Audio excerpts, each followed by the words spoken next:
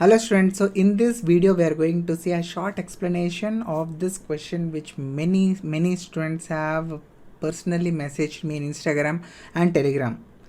So welcome to Crack Derma with DrMSD. Myself Dr. Maddineni Srinivas, your dermatology faculty in this wonderful Cerebellum Academy app. This is the today's question. So you can see a factory worker presents to the dermatology OPD with the lesions present over the finger, which are painful and pruritic, and if you closely observe, the lesions are deep-seated vesicles which are present over the palms.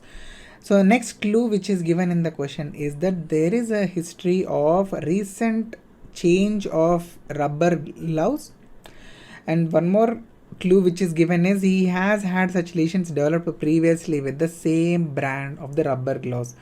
So with all these clues given in the question, if you have marked the answer as option C, Pompholyx, you are absolutely correct. Please remember, whenever there is any person coming with deep-seated vesicles which are present on the palms, sides of the fingers, and with the complaints of pain and itching, then you must always think of this diagnosis, which is Pompholyx, which is also called as Dyshidrotic eczema.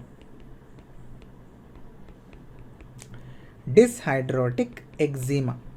Okay, and this deep-seated vesicles, the terms which are used to describe this are sago grain appearance. So Hindi में साबूदाना बोलते हैं, sago grain appearance, और tapioca appearance.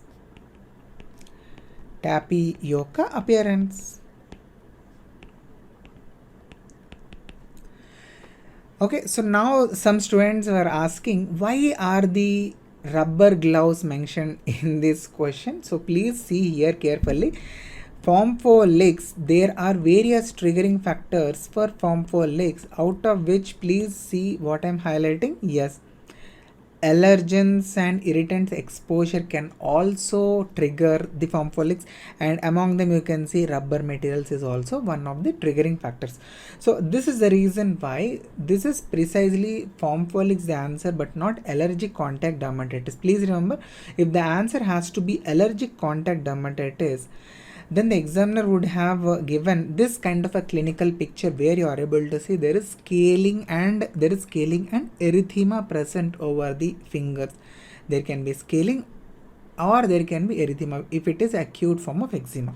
Okay, and why are the other options not the answers? Very simple. The age group blistering distal dactylitis and bullous empatico, they are commonly seen in young kids, and also apart from that, even there are various other points. Blistering distal dactylitis will manifest as large blisters with pus like consistency present inside those blisters. Okay, and there is a infectious origin for this blistering distal dactylitis. Next is bullous empatico. I hope you all know about this. So this is characterized by large blisters, and this is again infectious, could be due to staphylococcus or streptococcus. Okay.